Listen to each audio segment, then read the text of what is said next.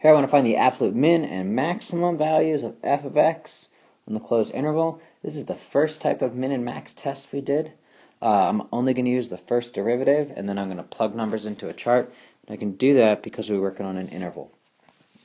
So I'm going to take this f value right here and derive it. So I get f prime of x equals 4. And then I get 2/3 times negative 6.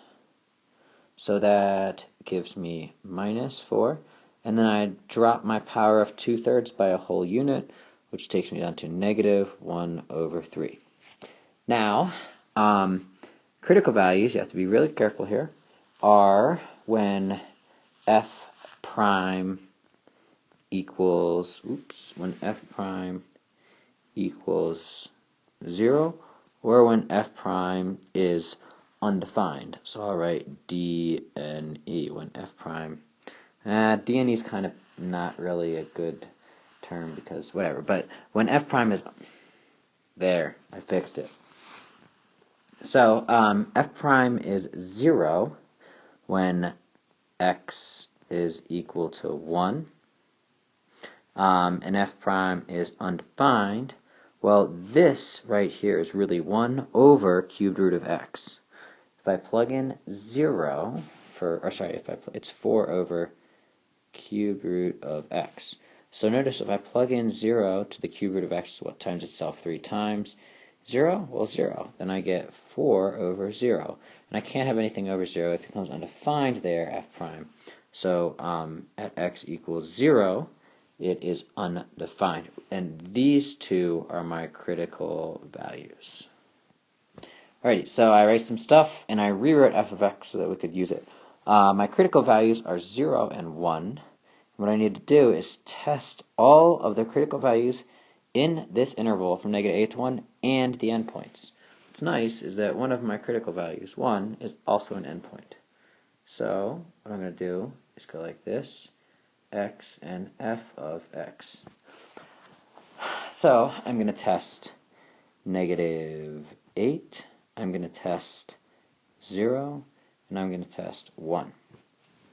Terrible 0. Oh my gosh. 0. Okay, so I'm going to test those three numbers. So f of -8. Well, it's 4 times -8, which is minus 32. And then I need to take the cubed root of 8 and square it. Cubed root of 8 is 2.